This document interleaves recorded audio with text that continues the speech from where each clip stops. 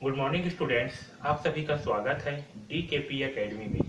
Okay, इस video में हम जो है पढ़ेंगे अनुक्रमानुपात और व्युत्क्रमानुपात। जो अनुक्रमानुपात है ये आपके बुक में नहीं दिया हुआ है, लेकिन ये समझना बहुत जरूरी है, क्योंकि अगर आपको अनुक्रमानुपात समझ में नहीं आएगा तब तक आपको व्युत्क्रमानुपात समझ में नहीं आएगा। ठीक है, तो देखिए बहुत ही सिंपल सा है और आसान सा है। देखिए क्या होती है अनुक्रमानुपात। ऐसा अनुपात या ऐसा समानुपात जिसमें एक राशि के बढ़ने पर अथवा घटने पर उससे संबंधित दूसरी राशि भी उसी अनुपात में बढ़ती है अथवा घटती है। ओके, उसे हम अनुक्रमानुपात कहते हैं। ठीक है, ओके, क्या होती है अनुक्रमानुपात? ऐसा अनुपात या ऐसा समानुपात जिसमें एक राशि के बढ़ने पर उससे संबंधित दूसरी राशि का मान बढ़ता है या एक राशि का मान घटने पर उससे संबंधित दूसरी राशि का मान भी घटते जाता है। तो इस प्रकार के अनुपात को हम क्या कहते हैं? अनुक्रमानुपात कहते हैं। जैसे कि देखिए 10 पेन है। ओके, 10 पेन का मूल्य कितना है? 100 रुपए है। ठीक है, 10 पेन का मूल्य क्या है? 100 रुपए है। तो 20 पेन का मूल्य क्या होगा?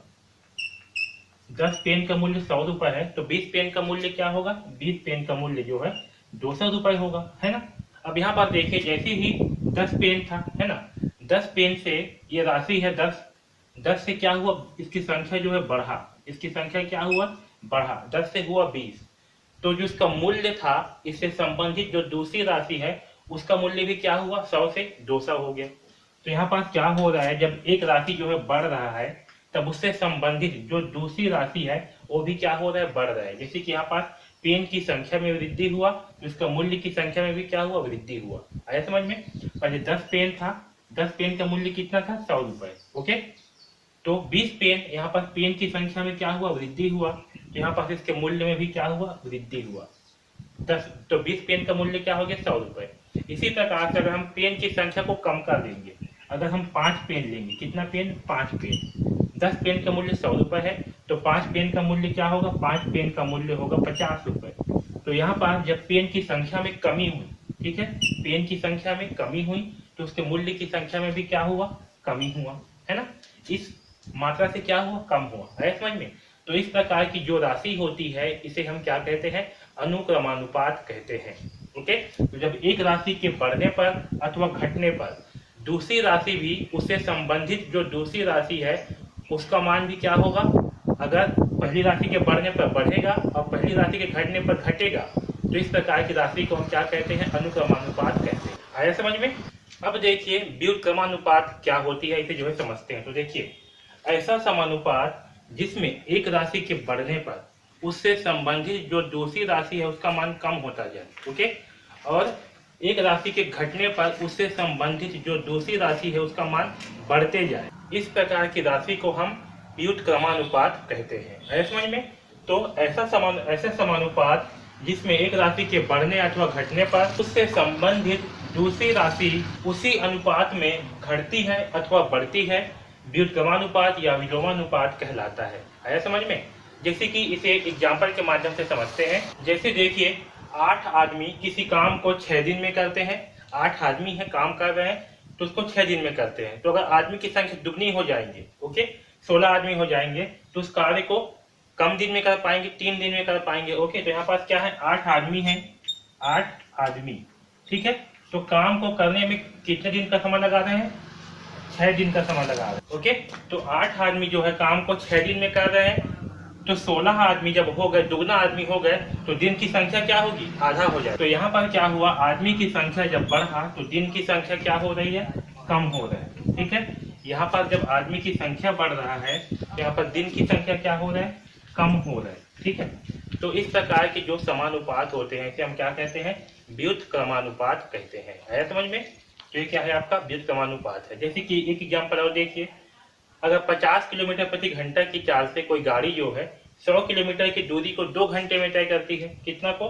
100 किलोमीटर की दूरी को 2 घंटे में तय करती है। यानी कि जब गाड़ी की स्पीड क्या है? 50 किलोमीटर प्रति घंटा, तब समय लगता है 2 घंटा। ओके, तो अगर गाड़ी की स्पीड को हम बढ़ा देंगे, गाड़ी की स्पीड को 100 किलोमीटर प्रति घंटा कर देंगे तो जो समय है वो क्या हो जाएगा? आपका कम हो जाएगा। ठीक है, तो यहाँ पास क्या हो रहा है? जब इसकी स्पीड जो है बढ़ रहा है तो समय क्या हो रहा है? समय जो है कम हो रहा है। ठीक है, तो जब एक राशि बढ़ रही है तो दूसरी राशि क्या हो रही है, उससे संबंधित जो दूसरी राशि है वो कम हो रही है। ठीक है, तो इस प्रकार के समानुपात को हम क्या कहते हैं, व्युत्क्रमानुपात कहते हैं। इतना समझ में आया सबको। अब यहाँ पर देखिए अनुक्रमानुपात और व्युत्क्रमानुपात, इससे संबंधित प्रश्नों को कैसे हल करते हैं इसे जो है समझते हैं। ये बहुत ही इंपॉर्टेंट है, इसे ध्यान दें। ठीक है, देखिए जैसे कि जो भी आपका मूल्य वाले चीज होंगे, है ना, जो भी आपका मूल्य वाली चीज होंगे वो जो है आपके अनुक्रमानुपात प्रकार के प्रश्न होंगे। जैसे कि एक पेन का मूल्य 5 रुपए है तो 10 पेन का मूल्य क्या होगा, तो इसमें जैसी पेन की संख्या बढ़ेगी उसके मूल्य भी क्या होगा, बढ़ेगा। ओके, तो जहां बात भी वस्तु और मूल्य से संबंधित प्रश्न आएंगे तो समझ जाना कि वहां पास क्या है, आपका अनुक्रमानुपात है। ओके, और अनुक्रमानुपात के प्रश्न को कैसे हल करते हैं, देखिए जैसे कि प्रश्न है 10 पुस्तक का मूल्य 50 रुपए है। ओके, तो 20 पुस्तक का मूल्य क्या होगा। तो ये जो प्रश्न है ये किस प्रकार का प्रश्न है, प्रश्न जो है अनुक्रमानुपातिक प्रकार के प्रश्न है, क्योंकि इसमें जैसी वस्तु की संख्या बढ़ेगी उसका मूल्य भी क्या होगा, बढ़ेगा। तो देखिए इस प्रश्न को हम कैसे हल करते हैं। इस प्रश्न को हल करते समय हम क्या करते हैं, एक साइड वस्तु के लिखते हैं और एक साइड जो है उसके मूल्यों को लिखते हैं। ओके, तो देखिए प्रश्न में क्या है, 10 पुस्तक का मूल्य 50 रुपए है तो 20 पुस्तक का मूल्य क्या होगा। ओके, तो हम जो है इसमें सबसे पहले मान लेंगे कि 20 पुस्तक का मूल्य x है। 20 पुस्तक के मूल्य को हम क्या मान लेते हैं, x से मान लेते हैं। ओके, अब देखिए इसे लिखते कैसे हैं ये समझिए, सबसे इंपॉर्टेंट। एक साइड में क्या रहेगा, वस्तु रहेगा, एक साइड में मूल्य रहेगा। जैसे कि देखिए पहले क्या दिया, 10 पुस्तक, तो 10 लिख दिए पुस्तक। ओके, फिर अनुपात, अनुपात में क्या लिखेंगे, फिर क्या दिया है 20 पुस्तक। ओके, तो एक साइड लिखेंगे हम वस्तु लिखेंगे, तो वस्तु क्या है, पहले 10 था फिर 20 हुआ। ओके, फिर यहाँ समानुपात करके इसके मूल्य को लिखेंगे। तो देखिए अब 10 पुस्तक का मूल्य क्या दिया है, 50 रुपए, तो 50 को यहाँ पास सबसे पहले लिखेंगे। अनुक्रमानुपाती वाले प्रश्न में क्या करेंगे, 50 को सबसे पहले लिखेंगे। ठीक है, फिर जो 20 पुस्तक का मूल्य है तो हमने क्या माना है, 20 पुस्तक के मूल्य को 1 से माना है, तो इस 1 से को जो है यहाँ पर सबसे आखिरी में लिखेंगे। ठीक है, अनुक्रमानुपात में जिसका हमें मूल्य निकालना है उसको हम कहाँ लिख रहे हैं, सबसे आखिरी में। ठीक है, समझ में। पहले क्या किए, जो पहले वस्तु का मूल्य दिया है हमें 10 वस्तु का मूल्य उसे पहले लिखे, फिर जिसका निकालना है उसको बाद में लिखे, तो 10 अनुपात 20 हुआ। फिर समानुपात, जो पहले मूल्य दिया हुआ है उसको पहले लिखे और जिसका मूल्य निकालना है उसको बाद में लिखे। ओके, अब इसे हल करते हैं तो क्या होगा, 10 का गुणा इस 1 से के साथ में होगा, यहाँ हो जाएगा 10x बराबर इस अंदर वाले के गुणा अंदर की संख्या के साथ होगा, यानी कि 20 × 50। तो 20 × 50 का मान क्या होगा, 1000, और यहाँ से जब 10 का पक्षांतर रहेगा तो क्या होगा, 1000/10 होगा। और इसे हल करने पर क्या प्राप्त होगा, 0 से 0 कैंसल, तो 1 से का मान क्या आया, 100 रुपये। ठीक, तो 1 से का मान क्या प्राप्त हुआ हमें, 100 रुपये। यानी कि जब 10 पुस्तक का मूल्य 50 रुपये है तो 20 पुस्तक का मूल्य कितना होगा, 100 रुपये होगा। ठीक है, समझ में। तो अनुक्रमानुपात वाले प्रश्न को इस तरह से हल करते हैं, इसमें 1 से के मान को सबसे आखिरी में रखते हैं। ओके, अब चलिए समझते हैं कि व्युत्क्रमानुपात के प्रश्न को कैसे हल किया जाता है। तो देखिए 10 आदमी किसी काम को 6 दिन में पूरा करते हैं। क्या कर रहे हैं, 10 आदमी किसी काम को 6 दिन में पूरा कर रहे हैं। ठीक है, तो उसी काम को 20 आदमी कितने दिन में पूरा करेंगे। तो हम मान करके चलते हैं कि 20 आदमी 1 से दिन में पूरा करेंगे। कितने दिन में, 1 से दिन में पूरा करेंगे। ठीक, अब यहाँ देखिए जहां पास आपका ऐसे काम वाले आएंगे, जहां पास आदमी रहेंगे और काम होगा, या जहां पास गाड़ी का स्पीड रहेगा, चार्ज रहेगा और दूरी रहेगा, तो इस प्रकार के इस दोनों टाइप के प्रश्न में क्या रहेंगे, आपके व्युत्क्रमानुपात रहेंगे। क्योंकि यहाँ पास एक का मान बढ़ता है तो दूसरे का मान कम हो, और एक का मान घटता है तो दूसरे का मान बढ़ जाता है। जैसे कि यहाँ पास 10 आदमी काम कर रहे हैं किसी काम को, तो 6 दिन में जो पूरा कर पा रहे हैं। तो जब 20 आदमी करेंगे तो क्या होगा, दिन की संख्या कम हो जाएगी, क्योंकि जब आदमी बढ़ेंगे तो काम भी जल्दी जल्दी होगा, है ना। तो यहाँ पास क्या होगा, दिन की संख्या कम हो जाएगी। लेकिन अगर यहाँ पर आदमी की संख्या 5 हो जाएंगे तो दिन की संख्या क्या होगी, बढ़ जाएगी। तो आदमी की संख्या जब कम हुआ तो दिन की संख्या क्या होगी, बढ़ेगी। यहाँ पास क्या हो रहा है, उल्टा हो रहा है ना।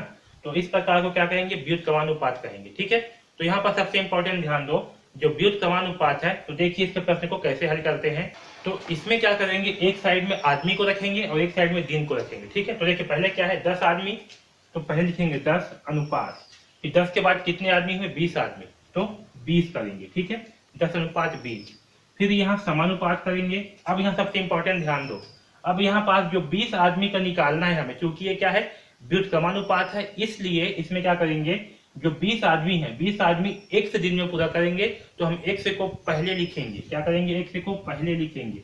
उसके बाद फिर अनुपात करके जो 10 आदमी काम को करते थे 6 दिन में, उस दिन को यहाँ लिखेंगे बाद में। ठीक है, अब ध्यान दो, यहाँ पर अनुक्रम अनुपात में हम क्या करते थे, जो 20 पुस्तक का मूल्य है उसको सबसे लास्ट में लिखते थे। ठीक है, जो हमें 10 पुस्तक का मूल्य था 50 रुपए, तो पहले लिखे 10 अनुपात 20। यहाँ पास क्या हो, पुस्तक की संख्या, वैसे मूल्य की संख्या को भी सेम लिखते थे, लेकिन ये क्या है, व्युत्क्रमानुपात है, इसलिए क्या करेंगे, इसे उल्टा कर देंगे। यहाँ पास जो 10 आदमी का था, ठीक है, 10 आदमी जो है 6 दिन में करते थे, तो क्या करेंगे, यहाँ पास एक से को पहले लिखेंगे साइड में, और जो दिन है उसे बाद में लिखेंगे। ऐसा समझ में? तो यहाँ पर एक से क्या होगा, आपका तीसरे स्थान पे आ जाएगा, और ये जो 6 है ये आपका बाद में आएगा। ठीक है, अब इसे हल करते हैं। तो ये बाहर का गुणा बाहर के साथ में होगा, और ये अंदर का गुणा अंदर के साथ में होगा। तो अंदर में क्या है, 20 इंटू एक्स बराबर 10 इंटू 6। ओके, तो यहाँ से क्या आएगा, 20 एक्स का मान यहाँ होगा 20 इंटू एक्स, 20 एक्स बराबर 10 इंटू 6, तो ये होगा 60। ओके, और यहाँ से हमें एक्स का मान क्या प्राप्त होगा, 60/20, यानी कि 20 दिया 60। तो यहाँ से हमें एक्स का मान क्या प्राप्त हुआ, 3।